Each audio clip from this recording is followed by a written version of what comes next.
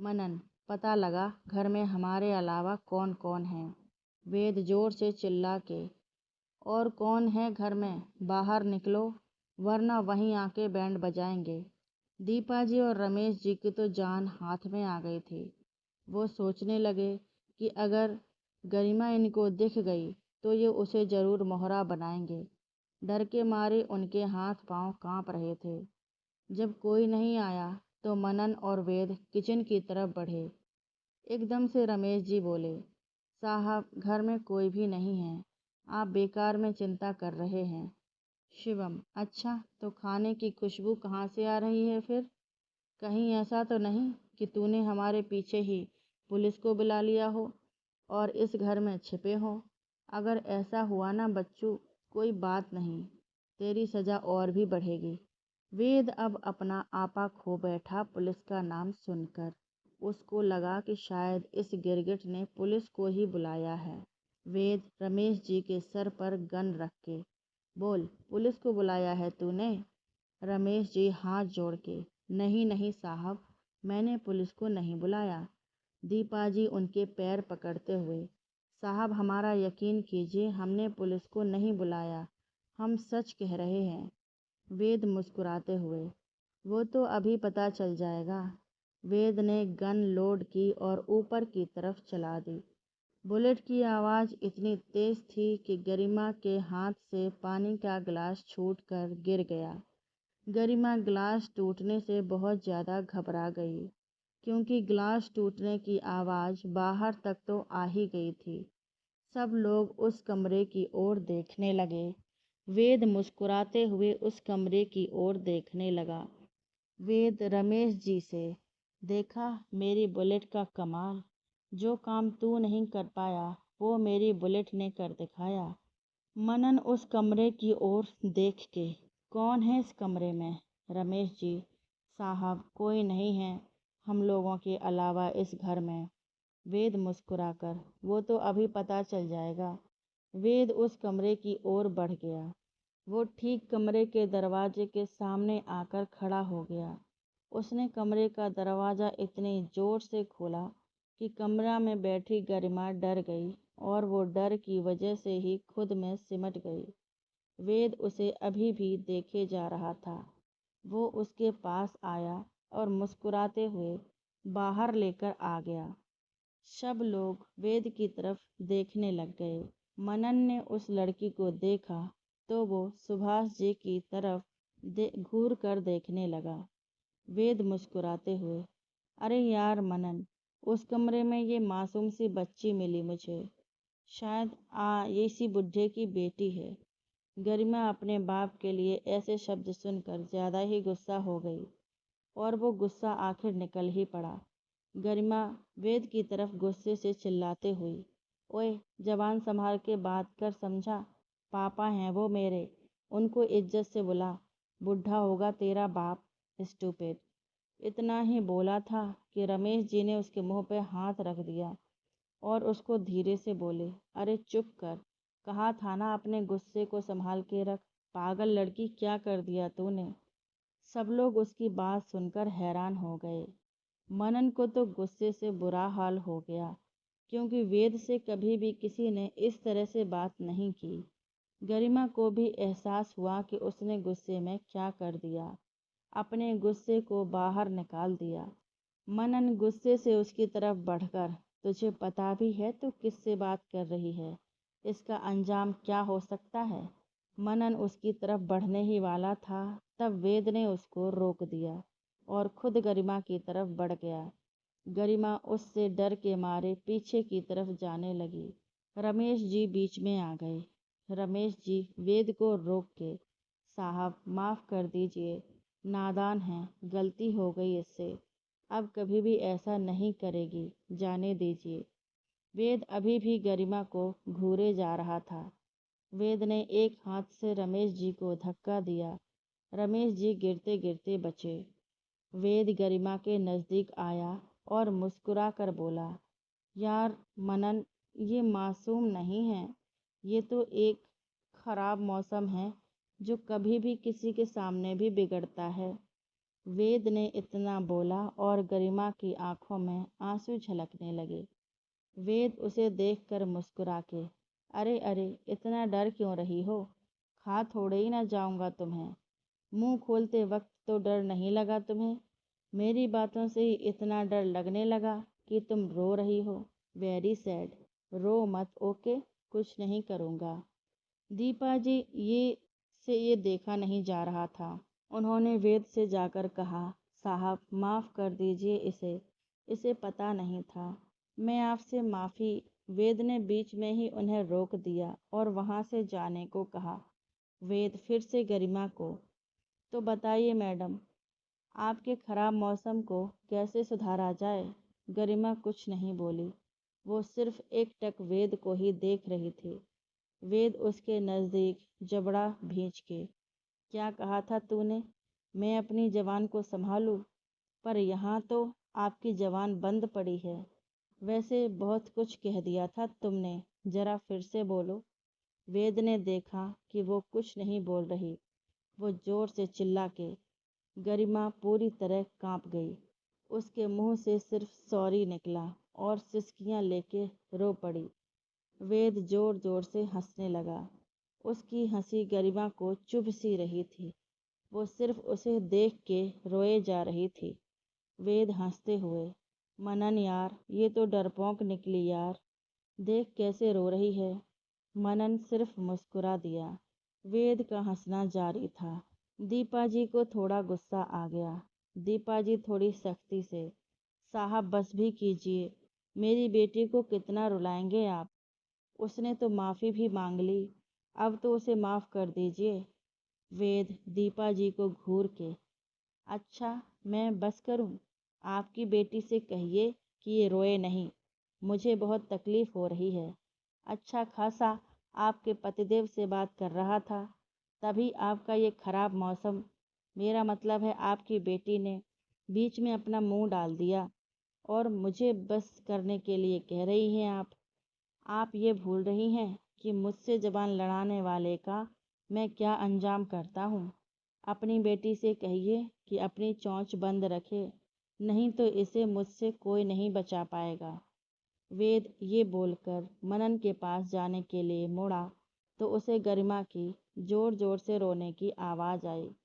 वेद अपना सर खुजाते हुए, अरे चुप करो, ज़्यादा आवाज़ें आईं तो यही तुम्हारी जुबान काट लूँगा, समझी?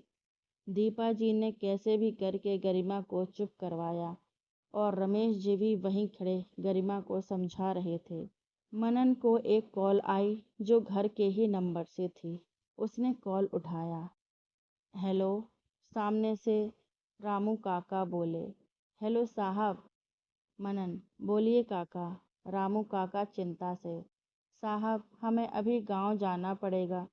हमारे बेटे की बहुत ज़्यादा तबीयत खराब हो गई है। उसने हमें बुलाया है। साहब क्या हम जाएं? मनन, ये कोई पूछने की बात नहीं है काका, आप जाइए और पैसे लेकर जाइए। जितनी भी ज़रूरत हो उतने ले लीजिए और पहुंचते ही फ़ोन कीजिए। रामू काका, पर साहब आपके खाने का क्या? मनन, उसकी चिंता आप मत कीजिए। आप सिर्फ अपने बेटे की चिंता कीजिए और आराम से गांव जाइए और पैसों की ज़रूरत होगी तो यहाँ से भेज देंगे। रामू काका, बहुत बहुत धन्यवाद साहब। मैं आपका सदा आभारी रहूँगा। मनन, इसकी कोई ज़रूरत नहीं है काका। आप हमारे पिता जैसे हैं और पिता को ये सब नहीं बोलना चाहिए। रामू काका, जी साहब, मैं यहाँ से निकलता हूँ। आप अपना और वेद बाबा का ख्याल रखिएगा। मनन, आप भी अपना और नमन का ख्याल रखिए। रामू काका, जी साहब। इतना बोलते ही मनन ने फ़ोन काट दिया। वेद ने जब पूछा इस बारे में तो उसने सारी बातें बता दीं। जब मनन ने रमेश जी और बाकी सबको देखा तो उसे यहाँ का होश आया। मनन यहाँ वहाँ देखने लगा और राजू, शिवम और सोनू से बोला, इस घर में हर कोने में जाकर देखो, कोई और भी है क्या?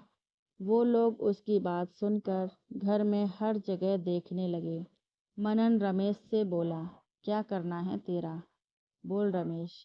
रमेश जी, साहब बस मुझे कुछ वक्त दे दीजिए, मैं आपके सारे पैसे लौटा दूंगा।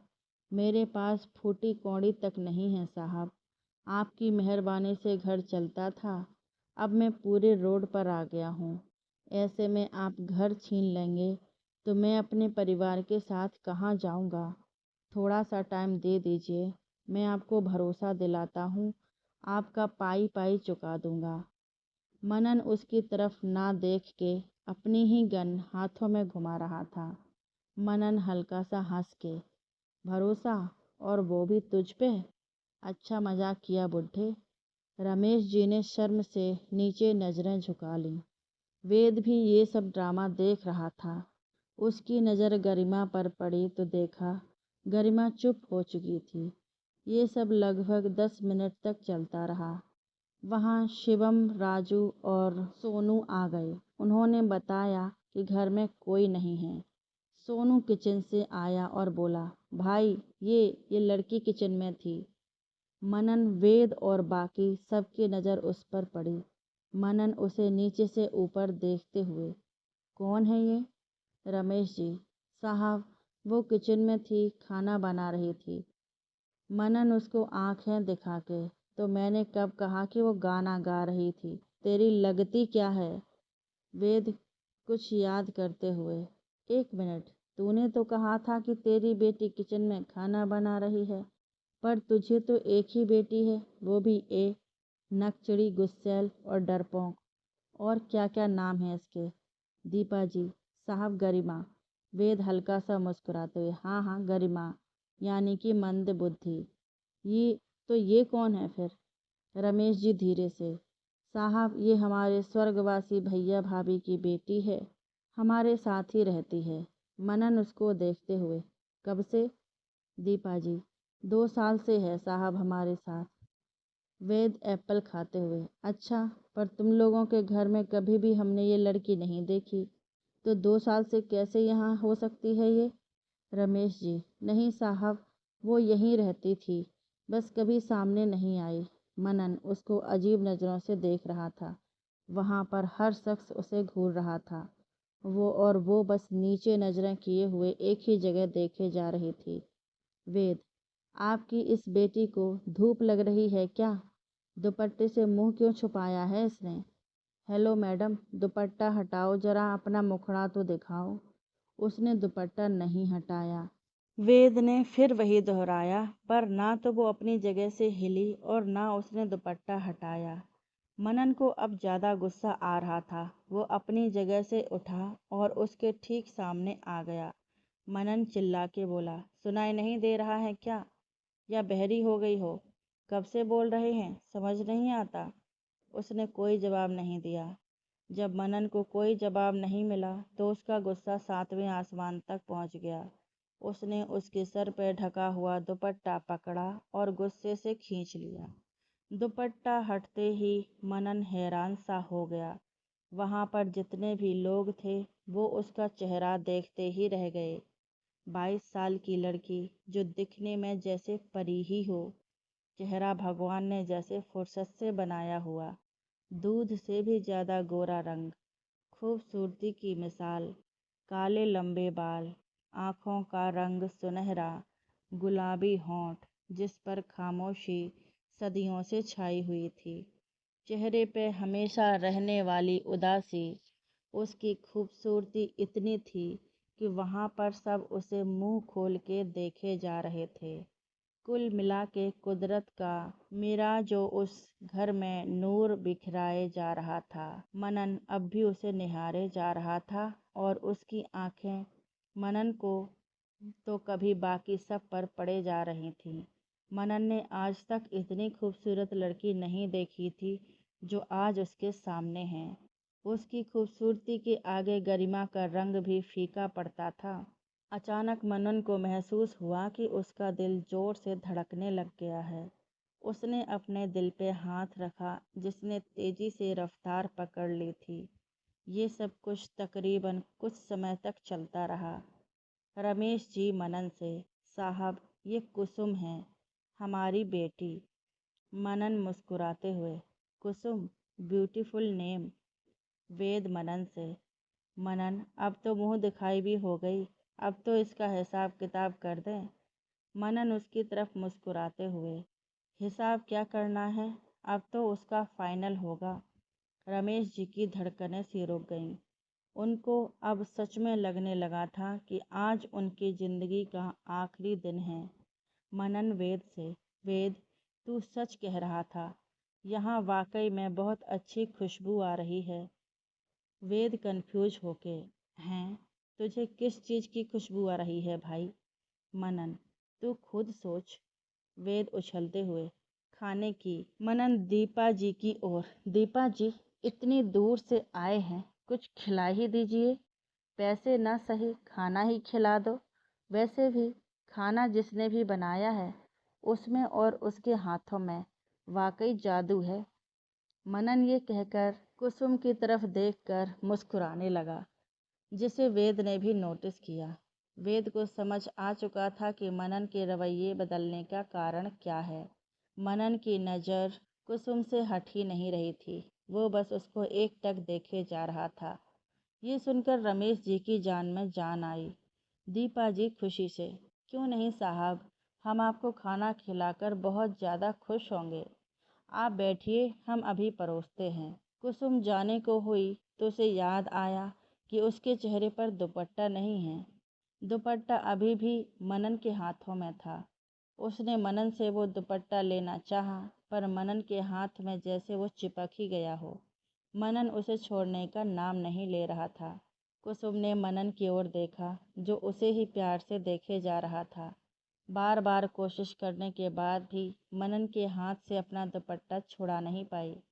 बाद में वो थक हार के ऐसे ही चली गई। उसके पीछे पीछे दीपा भी चली गई। सब लोग बुत बनकर ये सब ड्रामा देख रहे थे। वेद मनन के ठीक पीछे खड़ा था और उसको ही घूरे जा रहा था। वेद उसे घूर के, ये क्या चल रहा था? मनन अनजान बन के, क्या चल रहा था? कुछ भी नहीं। वेद, मैंने देखा तुझे, तू कभी भी किसी भी लड़की की तरफ ऐसे नहीं देखता, और आज? मनन, और आज क्या? कैसे देख लिया मैंने, बता। देख भाई, तू कुछ ज़्यादा ही सोच रहा है, अब चुपचाप खाने की राह देख। मुझसे बाल की खाल निकालना बंद कर। मनन और वेद और बाकी सब डाइनिंग टेबल पर बैठ जाते हैं। वेद अभी भी मनन की तरफ देख रहा था और मनन किचन में कुसुम की तरफ, और दीपा किचन में आई और उनके पीछे पीछे रमेश जी भी आ गए। दीपा जी लंबी सांस लेते हुए, भगवान का लाख लाख शुक्र है रमेश जी, साहब का मन बदल गया। पर ये कैसे कैसे हुआ? मतलब अचानक से क्या हुआ, पता ही नहीं चला। रमेश जी खाने को देख के, ये सब इस खाने की वजह से हुआ है। उन्होंने कहा ना कि खुशबू बहुत अच्छी आ रही है, शायद इस खाने का ही कमाल है। दीपा जी रमेश जी की तरफ देख के, आप सही कह रहे हैं। दीपा जी कुसुम की तरफ बढ़ी, जो प्लेट्स निकाल रही थी। उन्होंने उसका हाथ पकड़ा। कितनी बड़ी जादूगरनी है तू, मतलब एक ऐसे इंसान के मन को पल भर में बदल दिया जिससे पूरी दुनिया डरती है। वाह रे खूबसूरती, तूने तो सबको दीवाना बना दिया है। एक बात कहूँ तुझसे, तू तेरी माँ की तरह है, एक लफड़ेबाज जो हर मर्द पर डोरे डालती है। मुझे यकीन नहीं हो रहा कि साहब ने तुझे देखा और पल भर में मन बदल दिया। दीपा जी बोले ही जा रही थीं और कुसुम की आंखों से आंसू रुकने का नाम नहीं ले रहे थे। रमेश जी और गरिमा भी उनकी बातें सुन रहे थे। एकदम से दीपा जी ने कुसुम का हाथ छोड़ा और उसको मुस्कुराते हुए बोली, एक काम कर तू लड़की, तू ना हम पे अब बोझ हो गई है। अब तेरी ये मनहूस शक्ल देख देख के हमारे अच्छे दिन गायब हो रहे हैं। तू ना कहीं धंधा शुरू कर दे, पैसे कमा लेगी और रोज रोज की कटकट भी तुझे सुननी नहीं पड़ेगी। इतना बोलते ही वो वहाँ से खाने का सामान लेकर चली गईं और बाहर परोसने लगीं। कुसुम के कान सुन्न हो गए थे। अपनी ही चाची जी से ऐसी बातें सुनने को मिली उसे, ये उसके दिल का हाल बताने के लिए काफ़ी था। रमेश जी और गरिमा भी वहीं उनको सब देख रहे थे खड़े। जब कुसुम ने रमेश जी की ओर देखा तो वो भी मुंह फेर कर बाहर चले गए। गरिमा वहीं खड़े उसको देख रही थी। कुसुम की हालत खराब हो रही थी। उसको ऐसा महसूस हो रहा था कि उसके दिल में किसी ने छुरा घोंपा हो। वो पूरी तरह से कांपने लगी थी। कुसुम उसके पास आते, वैसे मैंने भी देखा कि वो मनन दुबे तुझे किस नज़र से देख रहा था।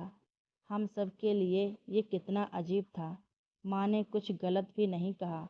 वाकई में अगर तू चाहे तो इस खूबसूरती का बखूबी इस्तेमाल कर सकती है।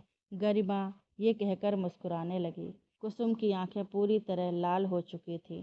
थोड़ी देर में गरिमा भी वहाँ से चली गई और बाहर आ गई।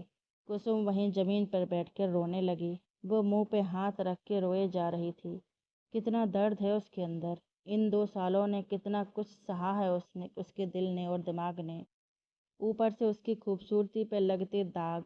ये सब चीज़ें से वो पता नहीं कितने सालों से गुजर रही है। वाकई में दुनिया की नज़र में आया हुआ खूबसूरत चेहरा ज़्यादा देर तक टिकता नहीं है। उसे महसूस होने लगा था कि उसकी खूबसूरती उसकी सबसे बड़ी दुश्मन है। पर वो करे भी तो क्या करे, उसके समझ से बाहर था।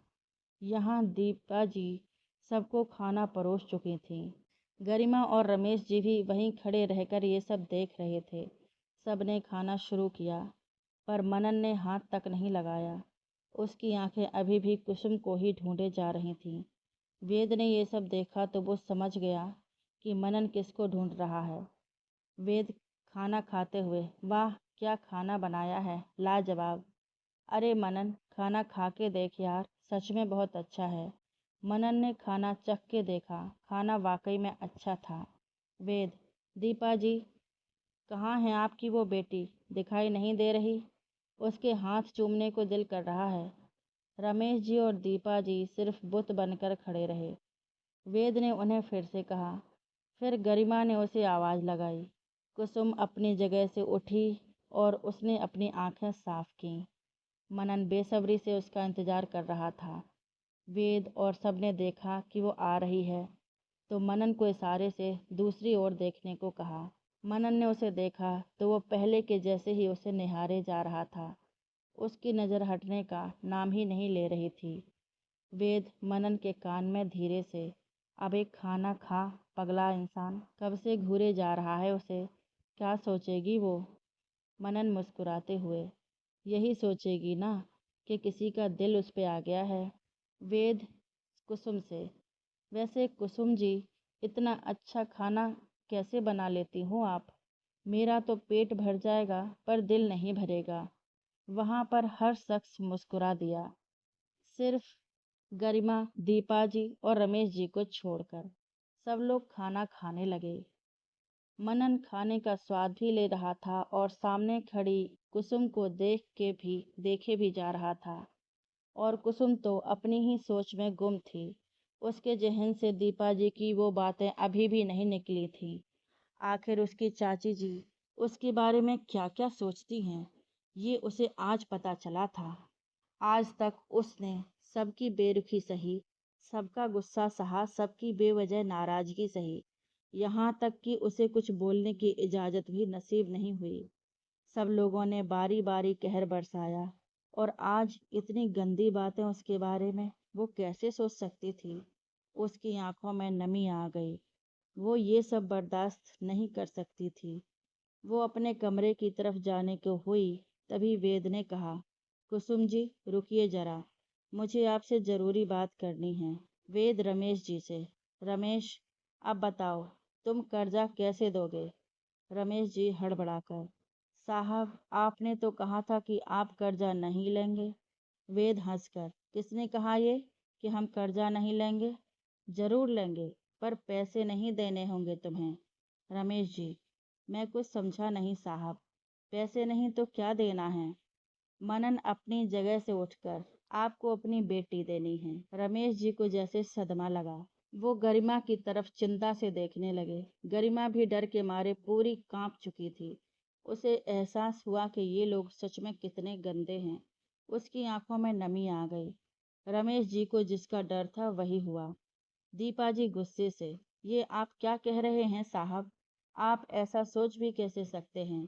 माना कि हमने पैसों के लालच में आकर आपसे गद्दारी की थी, पर इसका मतलब ये नहीं कि इसकी कीमत हम अपनी बेटी देकर चुकाएं।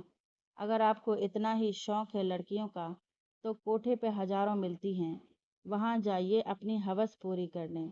दीपा जी की हिम्मत देख के रमेश जी भी गुस्से में बोल पड़े, चाहे हमारी जान ले लीजिए या हमें इस घर से निकाल दीजिए, पर इतना सुन लीजिए कि कर्जे में आकर हम अपनी बेटी की बलि नहीं चढ़ाएंगे, समझे आप?